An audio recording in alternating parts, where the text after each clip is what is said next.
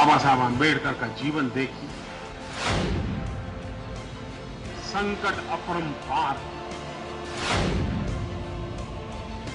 दलित, पीड़ित, शोषित, वंचित, उनके लिए मेरी जिंदगी काम आए, मैं खपा दूंगा। नमस्कार, प्राइम डिबेट में आप सभी का बहुत बहुत स्वागत है। मैं ब्रजेश मिश्रा हूं। प्राइम डिबेट में आज बात होगी नरेंद्र मोदी की। जी हां, देश के प्रधानमंत्री नरेंद्र मोदी आज उत्तर प्रदेश के तूफानी दौरे पे थे। वाराणसी और लखनऊ में नरेंद्र मोदी ने 3 सभाएं एक तरह से संबोधित की हैं और उन्होंने अपना एजेंडा उत्तर प्रदेश में पहली बार बहुत साफ कर दिया है। राजधानी में 13 साल बाद किसी प्रधानमंत्री का आगमन हुआ है। अटल बिहारी वाजपेयी महीने में 2 बार आते थे, तब शायद उनकी गिनती प्रधानमंत्री के पत्र नहीं अपने सांसद की तरह लखनऊ करता था, लेकिन आज 13 साल बाद कोई प्राइम मिनिस्टर लखनऊ पहुंचा और मोदी ने लखनऊ से उत्तर प्रदेश को संदेश साफ दे दिया है। भारतीय जनता पार्टी अब दलित एजेंडे पर काम करेगी, अब ये स्पष्ट हो चुका है। मोदी ने अंबेडकर विश्वविद्यालय और उसके बाद अंबेडकर महासभा में जिस तरह से आज कार्यक्रम किए हैं, उससे ये स्पष्ट हो गया है कि भारतीय जनता पार्टी मायावती के इस रिजर्व बैंक पर सेंध लगाने की पूरी तैयारी कर चुकी है और ताल ठोक कर मैदान में खुद कोई और नहीं बल्कि नरेंद्र मोदी खुद मायावती से मुकाबिल होंगे। बीजेपी के पास यूपी में कोई चेहरा नहीं है जिनको आगे करके चुनाव लड़ सकें, लिहाजा उत्तर प्रदेश में विधानसभा का चुनाव भी ताल ठोक कर प्रधानमंत्री नरेंद्र मोदी ही लड़ेंगे। अब तस्वीर बिल्कुल साफ है, कोई कंफ्यूजन भारतीय जनता पार्टी में नहीं है। बाकी सब चुनाव लड़ेंगे, नरेंद्र मोदी उत्तर प्रदेश में बीजेपी को चुनाव लड़वाएंगे। मायावती अखिलेश से मुकाबिल मोदी ही होंगे, अब स्पष्ट है। तो लिहाजा पहला झटका मायावती को देने के मूड में है मोदी और दलित वोट बैंक के लिए आज उन्होंने इमोशंस भी दिखाए, भावुक भी हुए। बाबा साहब अंबेडकर के महात्म्य की भी चर्चा आज कर डाली काफी अरसे बाद। अंबेडकर महासभा जहां भारतीय जनता पार्टी का कोई प्रदेश स्तर का नेता भी आज तक नहीं गया, खुद मोदी पहुंचे। बीजेपी के नेता तो शायद अंदर का रास्ता भी नहीं जानते थे। इन परिस्थितियों से अब साफ है कि भारतीय जनता पार्टी दलित एजेंडे की ओर अग्रसर हो चुकी है। तो इसी खास विषय पर मैंने विशेष चर्चा आज स्टूडियो में आमंत्रित की है। मेरे साथ उत्तर प्रदेश में भारतीय जनता पार्टी के फायर ब्रांड प्रवक्ता आईपी सिंह स्टूडियो में मौजूद हैं। समाजवादी पार्टी के वरिष्ठ नेता मोहम्मद शाहिद, नमस्कार, आज जवाब देंगे समाजवादी पार्टी की तरफ से। और मेरे साथ बहुत प्रख्यात दलित चिंतक और दलित हितों की लड़ाई लड़ने वाले अवधेश वर्मा, हमेशा की तरह हंसते मुस्कुराते आज भी स्टूडियो में मौजूद हैं। और मेरे साथ प्रोफेसर राम नरेश चौधरी, जो अंबेडकर महासभा के उपाध्यक्ष हैं। ये वही अंबेडकर महासभा है जिसने आज नरेंद्र मोदी के लिए लखनऊ में आज कार्यक्रम का आयोजन किया था। बहुत बहुत स्वागत है आप सभी का। सबसे पहले तो मैं प्रोफेसर चौधरी आपसे ही आज शुरू करना चाहता हूं। अचानक आपको कैसे इल्हाम हो गया कि नरेंद्र मोदी दलितों के बड़े शुभचिंतक हैं, उनको आमंत्रित किया जाए और उसके जरिए आप संदेश क्या देना चाहते हैं? ये हमने देश के प्रधानमंत्री नरेंद्र मोदी जी को हम केवल प्रधानमंत्री के रूप में, न कि भाजपा के राष्ट्रीय नेता के रूप में हमने उनको आमंत्रित किया था। और इससे हम अपने संपूर्ण दलित समाज को यह उनके द्वारा संदेश देना चाहते हैं कि अब हमें केवल आदर्श की बात नहीं, लेकिन व्यवहारिक रूप में जो दलित एजेंडे हैं उन सभी को पूरा करके और इन देश के दलितों का उद्धार किया जा सकता है। और यही हमारा मंशा रहा है। तो वो तो हमारे प्रधानमंत्री हैं, हमारे देश के प्रधानमंत्री हैं। तो आप मुझे बताइए कि आपने उनसे क्या मांगा? अगर दलितों के बड़े आप शुभचिंतक थे और वो भी थे, हमने उनसे स्पष्ट रूप से हमने एक बात कही कि संसद में जो है 77वां संविधान संशोधन लंबित है, माननीय उसको जो है जिससे कि अनुसूचित जाति के लोगों को प्रोन्नत में जो है आरक्षण रुका पड़ा है। तो क्या कहा प्रधानमंत्री? तो इसको उन्होंने बड़ी गंभीरता से सुना और धैर्य से सुना और मुस्कुराते हुए उन्होंने जवाब दिया। जवाब तो नहीं दिया, लेकिन उनके लगा कि इसके फिर भी आप आसानी से जवाब भी नहीं दिया और आप खुश हैं कि आपको पता नहीं क्या मिल गया है। और साथ ही साथ हमने ये भी कहा कि देश की न्यायपालिका में आज 67 वर्ष हो गए और कोई दलित जो है वो न्यायमूर्ति नहीं हो पाता है, न्यायाधीश नहीं बन पाता है। क्या कारण है? इसमें भी हमको आरक्षण की आवश्यकता है। ये जो प्राइवेट सेक्टर है इसमें भी हमको आरक्षण की आवश्यकता है। और साथ ही साथ जवाब क्या था प्रधानमंत्री का? तो केवल उन्होंने धैर्यपूर्वक इसको सुना। ओके हाँ, ओके जी। अवधेश वर्मा, आपने सुन लिया प्रोफेसर चौधरी ने क्या कहा? अब मेरे ख्याल से आप खुद ही शुरू हो जाइए। ऐसी बात है, देखिए जहां तक सवाल है माननीय प्रधानमंत्री जी यहाँ पे आकर केवल दलितों को बेवकूफ बना रहे हैं। और वो जिस तरीके से आज उन्होंने देख लिया, पूरे लखनऊ में आते ही उनका विरोध शुरू हो गया। और हम लोग भी आज आरक्षण बचाओ के उससे तहत बहुत बड़ा विरोध कर रहे थे अम्बेडकर स्मारक गोमती नगर में। तो माननीय प्रधानमंत्री जी को यह तो पता चल गया कि दलितों के साथ सेल्फी खिंचाने से काम नहीं चलेगा, उनको उनका अधिकार चाहिए। और जहां तक सवाल है अम्बेडकर महासभा में 177वें संविधान संशोधन बिल पर इन लोगों ने बात रखी, लेकिन बड़े दुर्भाग्य की बात है कि इतने गंभीर मुद्दे पर जहां उत्तर प्रदेश में 2 लाख से ज्यादा कर्मचारी रिवोल्ट हो गए और प्रधानमंत्री कर्मचारी के परिवार भी उनके परिवार भी लोग आज सड़क पे आ गए, उनका मकान खाली कराया जा रहा है। और अब आप देखिए कि प्रधानमंत्री जी मुस्कुरा के केवल वहां से चल दिए और इससे अंदाजा लगाया जा सकता है कि प्रधानमंत्री जी केवल दलितों को बेवकूफ बना रहे हैं। अच्छा, क्या अम्बेडकर महासभा का मोदी ने इस्तेमाल कर लिया? ये इस्तेमाल हो गए? जहां तक सवाल है अम्बेडकर महासभा कोई दलितों के वहां से कोई वोट बैंक नहीं निर्धारित होता ना, अम्बेडकर महासभा के कहने पर कोई वोट देने वाला। सबको पता था कि आज अम्बेडकर महासभा में अगर जिस तरीके से वहां पे वही अम्बेडकर महासभा है जहां से मंडल कमीशन को बीपी सिंह ने लागू किया था, और आज उसी अम्बेडकर महासभा में देश के प्रधानमंत्री जी जो 1.5 साल से लंबित बिल उनकी लोकसभा में पड़ा हुआ है और उस पर एक लाइन भी नहीं बोलते और मुस्कुरा के चल देते। इससे अंदाजा लगता है कि उत्तर प्रदेश को क्या पूरे देश में दलित समाज के साथ उन्होंने अपमान किया है। और आने वाले समय में जिस तरीके से बिहार में उनके साथ हुआ वही हाल उत्तर प्रदेश में भी होने वाला है। मोहम्मद साहिब, पता चल जाएगा दलितों के कितने हितैषी हैं। ऑलराइट मोहम्मद साहिब, आज नरेंद्र मोदी का मैंने पूरा भाषण सुना, आपने भी सुना होगा। जी जी। आज वो राज्य सरकार पर कोई हमलावर नहीं थे, कोई दोस्ती चल रही है अंदर अंदर, या कर्टसी थी सिर्फ कि मोदी ने कुछ बोला नहीं? पूरी तरह से निराधार। एक आपने देखा होगा प्रधानमंत्री जी के, आज मैंने भी भाषण बहुत करीबी बहुत गंभीरता से सुना उनका। 2-3 बातों को मैं थोड़ा सा ब्रिजेश भाई उठाना चाहूंगा इसके अंदर। एक तो उन्होंने बात करी नौजवान बेरोजगारों के बारे में। आपको याद होगा कि 2013 जब मैं इलेक्शन हो रहा था 2013 में, तो तब भी भारतीय जनता पार्टी के नेता, उस वक्त नेता थे श्री नरेंद्र मोदी जी, और उस वक्त भी यही बात करते थे कि 1 करोड़ लोगों को 1 साल के अंदर नौजवान बेरोजगारों को रोजगार दिया जाए। आज भी वही छलावा पूरी तरह से। और एक तो जो आपने बताया कि उनकी आंखें नम हो गई और बड़ा वो हो गए।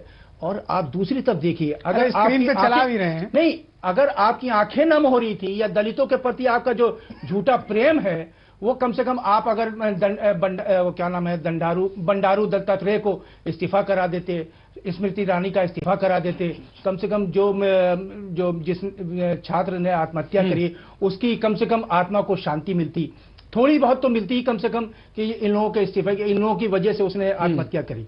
एक बात। दूसरी बात यह कि भारतीय जनता पार्टी जिस तरह से बाबा साहब भीमराव अम्बेडकर साहब को लेकर राजनीति कर रही है, वोटों के लिए, मात्र सिर्फ वोटों की राजनीति, उनको दलितों से, मैं दलित शब्द इस्तेमाल नहीं करूंगा आपके चैनल के बाद, मैं उत्तर प्रदेश और देश के जो पिछड़े और जो समाज के आखिरी हिस्से में बैठे व्यक्ति हैं, जो आपके भी वोट बैंक हैं। नहीं, वोट बैंक नहीं है। देखिए, वो विकास की धारा में चलना चाहते हैं, अपना जो आज उत्तर प्रदेश में विकास चल रहा है उसके साथ वो जुड़ना चाहते हैं। नेक्स्ट अब राउंड उनको के लिए दलित में उसमें मत नहीं। एक थोड़ा सा मैं एक बात और कहूंगा प्लीज, टाइम कम है। बहुत इंपॉर्टेंट बात ये है, आपको याद होगा कि उत्तर प्रदेश में कांग्रेस की गवर्नमेंट थी जिसके मुख्यमंत्री श्री नारायण दत्त तिवारी जी थे, और काशी विश्वनाथ में दलितों, फिर मुझे बोलना पड़ रहा है क्योंकि एक शब्द बहुत चर्चित हो गया है, और उनकी रोक था उनके काशी विश्वनाथ मंदिर में जाने का। और उस वक्त आपको याद होगा देश के महान सोशलिस्ट नेता श्री स्वर्गीय राजनारायण साहब ने एक आंदोलन किया था उनको प्रवेश कराने के लिए। और समाजवादियों का हमेशा एक बात रही है, वोटों की राजनीति नहीं करते हैं। आपका भी दिल दरिया है, मैं समझ गया, उनके खिलाफ समझ गया मैं। I got your point. IP Singh, Bharatiya Janata party की जो कन्वेंशनल पॉलिटिक्स रही है, जो परंपरागत आपकी राजनीति का तरीका रहा है, वो इस तरह से नहीं रहा है जिस तरह से पिछले 3 महीनों में देखने को मिल रही है। अब आज जिस तरह से मोदी का लखनऊ आना हुआ और जिस तरह से उनका सिर्फ और सिर्फ फोकस न उत्तर प्रदेश था, न विकास की कोई बात थी, न सरकार की उपलब्धियों की कोई बात थी, सिर्फ चिंता इस बात की थी कि दलितों के साथ क्या क्या हुआ, किस तरह से अपमान साहब बाबा साहब ने फिर कैसे संघर्ष किया, तो उन्हीं के महात्म पे उन्होंने किया। और फिर अंबेडकर महासभा, जहां आप भी आज तक नहीं गए होंगे या कोई और भी बीजेपी का नेता तक नहीं गया हो, वहां अचानक प्रधानमंत्री का पहुंच जाना, तो ये क्या मान लिया जाए कि अब आप डेवलपमेंट की पॉलिटिक्स बीजेपी भूल चुकी है और वो भी उन्हीं परंपरागत पॉलिटिक्स में आ गई जैसी कि उत्तर प्रदेश में समाजवादी पार्टी, बीएसपी या दूसरे दल करते हैं? देखिए, माननीय प्रधानमंत्री जी प्रतीकात्मक राजनीति नहीं करते। और बड़ा प्रतीक क्या है? आज मैं अपनी बात कह रहा हूं, उन्होंने स्पष्ट तौर से आज वाराणसी की जनसभा में कहा कि जब मैं देश के प्रधानमंत्री नियुक्त हुआ था और अपने संबोधन में मैं साफ तौर से कहा था कि मेरी सरकार जो होगी वो दलित, वंचित, शोषित और दिव्यांग ऐसे निःशक्त लोगों के लिए मेरी सरकार समर्पित होगी। आज आप देखिए कि किस प्रकार 10,000 या 1,800 ऐसे कार्यक्रम जो बनारस में आज हुआ, आपने देखा कि कैसे दिव्यांगों के कैसे वो चल सके, कैसे वो अपनी आवाज को उठा सके, वो कार्यक्रम में आज उन्होंने शिरकत किया। उसके बाद आज 2100 ई रिक्शा जो दिया गया, क्या मानते हैं ब्रजेश जी कि आदमी को बिठाकर रिक्शा चलाता है, लेकिन सोशल जस्टिस को ध्यान में रखते हुए मानी। तो क्या ये कोई बहुत बड़ी उपलब्धि है आपकी? कि जो ये कुछ यूपी में हर जिले में बट रहा है। अभी कुछ दिन पहले मुख्यमंत्री अखिलेश यादव ने वितरित किया।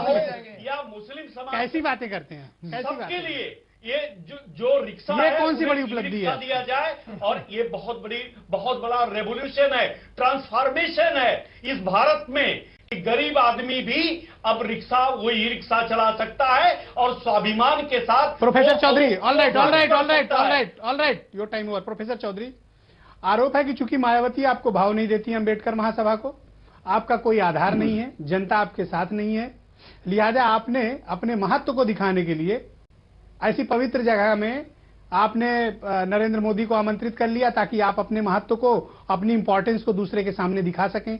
एक्चुअल में दलितों के लिए अंबेडकर महासभा ने क्या काम किया? आप मुझे 4 काम बता दो कि आपने क्या काम किया है। ऐसा है आपने तो आज पूरा शो लूटा कि भाई दलितों के लिए बहुत हितैषी हैं, पर एक्चुअल में तो आपने कुछ नहीं किया ना। तो आप तो पहले तो दलितों से माफी मांगो कि आपने वो काम किया जिसके लिए आपसे उम्मीद नहीं थी। अगर वहां प्रधानमंत्री को बुलाया था तो कुछ चीजें फाइनलाइज करा लेते, एक मीटिंग रख लेते, उनसे कोई आश्वासन ले लेते। आप तो कोरे हाथ गए थे, कोरे हाथ लौट आए। तो दलितों के लिए आपने क्या किया? ऐसा है कि ये कार्यक्रम जो है वो 100 पीस के रूप में नहीं रहा है। 100 पीस नहीं है तो क्या है प्रोफेसर चौधरी? ये हम आप प्रतीकात्मक तौर पर राजनीति के प्रतीक बने। आपको ये बात कब समझ में आएगी? और ये जो अंबेडकर महासभा है, ये राष्ट्रीय स्तर पर जो है वो दलित बुद्धिजीवियों के द्वारा स्थापित, वो अभी अवधेश से पूछेंगे, वो बताएंगे, और कृतित्व को आगे बढ़ाने के लिए स्थापित किया गया है। और इसके द्वारा हम दलित समाज की सभी लड़ाइयों को, संघर्ष को हमने यहाँ से लेकर और दिल्ली तक कई आप मुझे बताओ कि 2 लाख उत्तर प्रदेश में दलित समाज के कर्मचारी अपमानित हो गए हैं कोर्ट के फैसले की वजह से। समाज में किस तरह से वो रह रहे होंगे कि एक पद पर पहुंचने के बाद वो डिमोट कर दिए गए हैं, किस डिमोरलाइज तरीके से वो काम कर रहे होंगे, आपको अंदाजा है? बिल्कुल सही बात है। क्या अपमान का घूट पीकर वो समाज में रह रहे हैं, आपको अंदाजा है? बिल्कुल सही बात। तो आपने क्यों नहीं बात की प्रधानमंत्री से इस बारे में? और क्यों नहीं ठोस आश्वासन लिया? अब आप कह रहे हैं कि साहब मुस्कुरा के चले गए। किस बात के लिए अंबेडकर महासभा है? बहुत ही गंभीरतापूर्वक हमारी बातों को सुना उन्होंने। हम तो अपनी दलित समाज लोग सिर्फ शोबाजी के लिए आपने प्राइम मिनिस्टर का यूज किया। नहीं, ऐसी बात नहीं है। सिर्फ अपना महत्व बढ़ाने के लिए समाज के दुख और दर्द को उनके सामने लाने का हमने प्रयास किया, और ये हमने बड़ी दृढ़तापूर्वक हमारे। तो जुगुल किशोर वहाँ क्या कर रहे थे? कहा जुगुल किशोर वहाँ क्या कर रहे थे? अब वो जुगुल किशोर अपना, आपने बुलाया था ना उनको? जी। क्यों बुलाया था? ये जुगुल किशोर भी हमारे एक सहयोगी के रूप में है। इनको अवधेश वर्मा और सांसद भी हैं। किस पार्टी के सांसद हैं? किस पार्टी के सांसद? अभी भी है। नहीं, खत्म हो गया। Okay, Awadhesh Verma please continue. देखिए, जहां तक सवाल है अंबेडकर, आप इनकी सब बात का जवाब दो। देखिए, जहां तक सवाल है अंबेडकर महासभा को, अगर वास्तव में सबसे पहले कहना चाहिए था कि यहाँ दलित का जो इतना बड़ा प्रतीकात्मक हुआ है, जो प्रदेश के कर्मचारियों और अधिकारियों ने मिलकर अंबेडकर महासभा को स्थापित किया, और वहां प्रधानमंत्री जी आ रहे हैं और दलितों की व्यथा को सुनने के लिए केवल मुस्कुरा के चल दिए और वहां पर जवाब नहीं दिए। वहां पर अंबेडकर महासभा के अध्यक्ष जी, आज जब मैंने बात किया, हमने कहा कि भाई अध्यक्ष जी बताइए क्या मिला आपको? वहां पे आपने उनको किया, उन्होंने कहा कि उनको पूरी बात बता दी गई, 2 ज्ञापन दे दिए गए। हमने कहा एक ज्ञापन आपने जुगुल किशोर के हाथ से दिला दिया, एक आपने दे दिया, उससे क्या होने वाला है? ये सब मिला के पूरी तरीके से इन लोगों ने केवल वहां पे प्रधानमंत्री जी के साथ एक फोटो खिंचा लिया, एक सेल्फी हो गई और दलित समाज को कुछ नहीं मिला, उससे दलित समाज को कुछ नहीं होने वाला। अंबेडकर महासभा जैसे पवित्र स्थल पर जहां बाबा साहब का शिखरस रखा हुआ है, वहां देश के प्रधानमंत्री जी आते हैं और मुस्कुरा के चल देते हैं, और वहीं से 2 कदम दूरी पर आंसू बहाने की बात करते हैं। एक जगह मुस्कुरा रहे हैं, जो अंबेडकर महासभा के अभी उपाध्यक्ष महोदय कह रहे हैं कि उन्होंने मुस्कुरा के बड़े ध्यान से सुना, और दूसरी तरफ आंसू बहा रहे हैं। दोनों में इसके मतलब विरोधाभासी है। इसके मतलब प्रधानमंत्री जी दलित समाज के साथ पूरी तरीके से धोखा कर रहे हैं, और ये दलित समाज पूरे प्रदेश का समझ रहा है कि प्रधानमंत्री जी किस तरीके से वोट की राजनीति के लिए हम लोगों को बेवकूफ बना रहे हैं। और आने वाले समय में, अभी 2017 में चुनाव होने वाले हैं, उनको पता चल जाएगा कि दलित समाज के साथ जिस तरीके से आपने दुर्भावपूर्ण भावना से काम कर रहे हैं और जिस तरीके क्या अम्बेडकर महासभा यूज हो गई किया है। हाँ, बिल्कुल अम्बेडकर महासभा को यूज किया गया है, इन्होंने यूज कर लिया महासभा को यूज करके दलित समाज को अपमानित किया गया है। और अम्बेडकर महासभा के पदाधिकारियों को उनका इस बात पर बहिष्कार कर देना चाहिए। मुझे एक बात बताओ अवधेश कि प्रधानमंत्री ने यूज कर लिया अम्बेडकर महासभा को कि अम्बेडकर महासभा ने पीएम को यूज कर लिया? देखिए, अम्बेडकर महासभा ने केवल एक यूज ये किया, उनके साथ फोटो खिंचा के वहां एक दफ्तर में लगा देंगे कि प्रधानमंत्री जी यहाँ आए थे, और वहां आने से दलित समाज भटकने वाला नहीं है। दलित समाज को पहले ही पता था। आज इसीलिए हम लोगों ने एक बहुत बड़ा कार्यक्रम किया था। ओके, ऑलराइट, मैं नेक्स्ट राउंड में आता हूं। मोहम्मद साहिब, और इसलिए ओके, ऑलराइट, कुछ भी नहीं, ऑलराइट। मोहम्मद साहिब, पहली बार ऐसा हुआ है, एक मेरा क्वेश्चन ले लीजिए। जी, माफ कीजिएगा। कि हाईटेक सिटी में, वो भी आईटी सिटी में, मैंने पहली बार सुना है कि दुनिया में कहीं कोई अगर आईटी सिटी में इस तरह से स्मारक बनाने की जमीन दी जाती है। मैंने तो सोचा था कि शायद कुछ आईटी का काम होगा या कुछ और होगा, कम से कम ऐसे स्थान स्मारक से बचेंगे। मुख्यमंत्री जी ने तो आईटी सिटी में भी अंबेडकर स्मारक की जमीन दे दी, तो आपका भी तो दिल दरिया है दलितों के लिए। ये तो स्वागत योग 4 साल तो आपको कोई याद नहीं आई। देखिए ब्रिजेश भाई, अचानक से इतनी मोहब्बत कैसे जगी? जो मैंने आपको बताया, जो वंचित समाज है उत्तर प्रदेश का, उसके लिए ओबीसी जोड़ के कह रहे हैं आप? उसके लिए नहीं, वंचित समाज के मतलब मैं जिसको ओबीसी भी जोड़ लीजिए, जिसको सब लोग दलित, जो लोग आपके साथ हैं उनको भी जोड़ लीजिए, जिसको सब लोग दलित कहते हैं, मैं उनकी बात करूं। उनके लिए तो बड़े फख्र का दिन था जिस दिन मुख्यमंत्री जी ने ये घोषणा करी डॉक्टर भीमराव अम्बेडकर साहब को लेकर। एक स्मारक इतना बड़ा मायावती ने बनाया है, अगर उसी को ठीक से मेंटेन कर देते तो बड़ी कृपा होती। देखिए, उसको बिल्कुल पूरी तरह से सुचारू रूप से चला रही है, जिसको लखनऊ विकास प्राधिकरण चलाता है, और उसको सुचारू रूप से चला रही है। सारी व्यवस्थाएं बहुत उचित है, कहीं से किसी तरह। मैं बात कर रहा था जिस तरह से अवधेश जी जो बात कह रहे थे, ऐसा लग रहा कि जैसे बहुजन समाज पार्टी के प्रवक्ता के रूप में एक बात कह रहे थे। देखिए, पहली बात,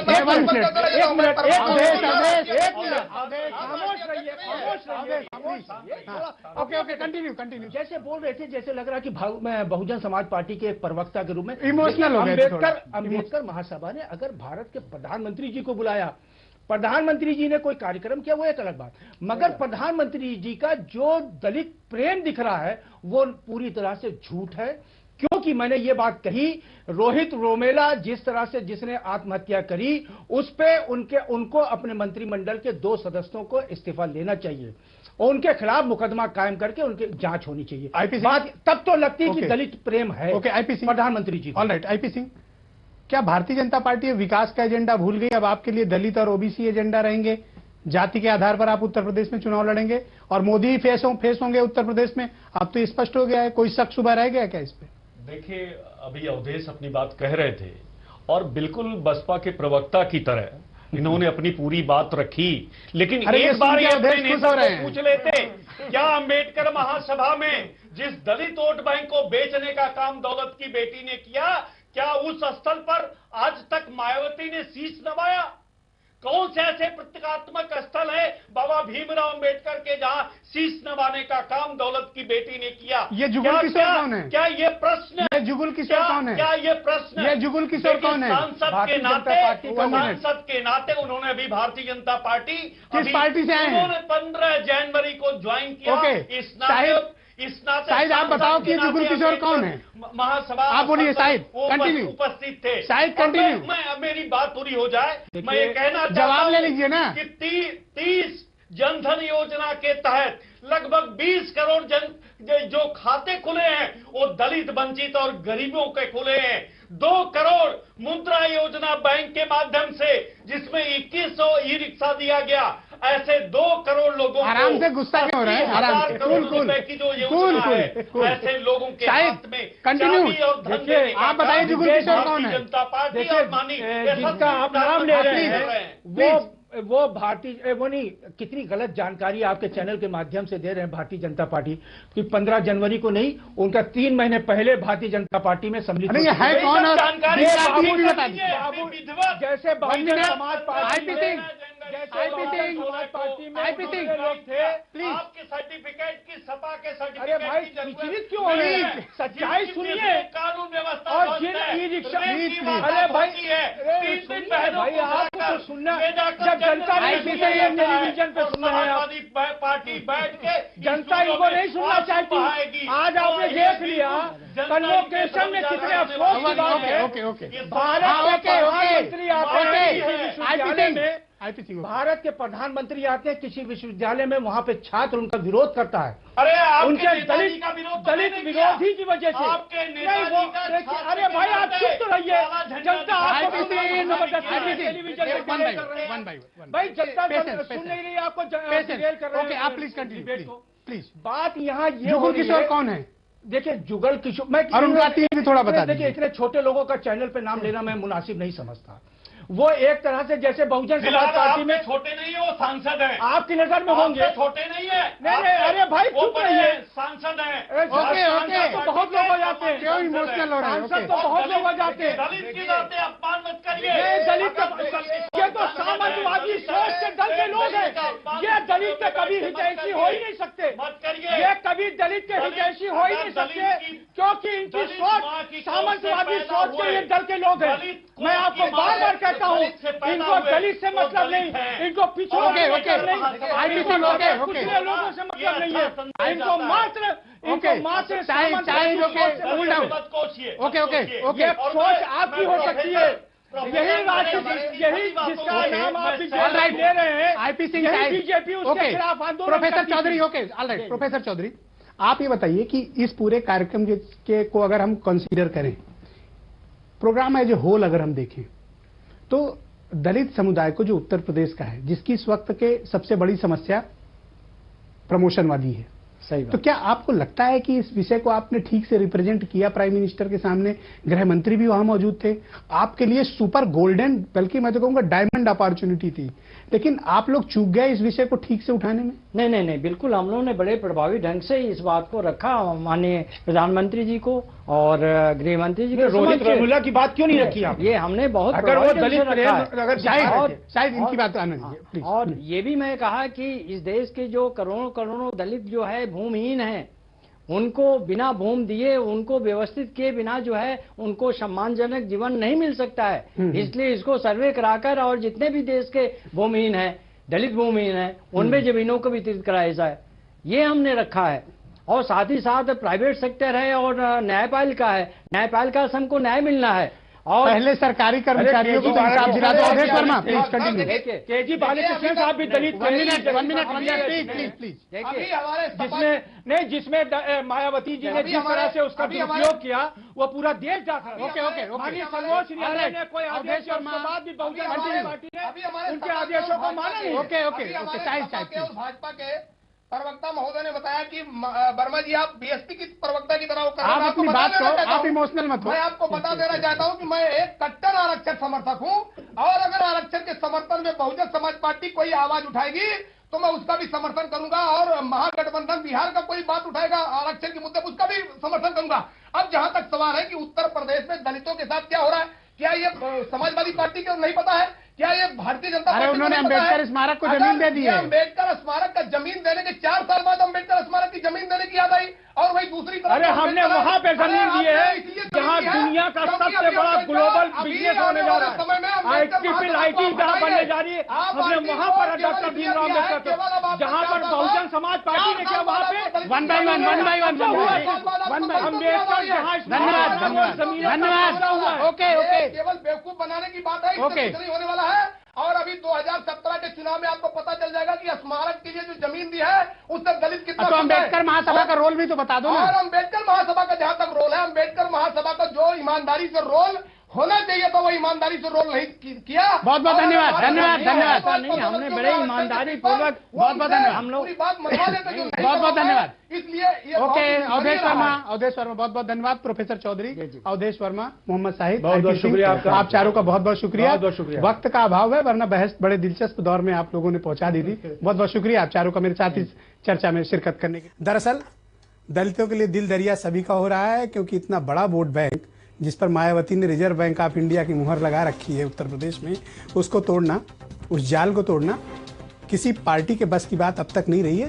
थोड़ा मोड़ा भले ही उस पर डाइवर्जन पिछले 2014 के इलेक्शंस में हुआ हो और पार्लियामेंट में नरेंद्र मोदी के नाम पर कुछ वोट गए हों, लेकिन एक बार फिर से जिस तरह बीएसपी अपने को मजबूत कर रही है, अपने काडर को मजबूत कर रही है, उससे ये बात साफ है कि दलित वोट बैंक में सेंध लगाना बाकी पार्टियों के लिए बहुत मुश्किल साबित हो रहा है। मोदी को खुद मैदान में उतरना पड़ा और अखिलेश यादव को अपने ड्रीम प्रोजेक्ट IT सिटी में अम्बेडकर स्मारक की जमीन पहली बार देनी पड़ी।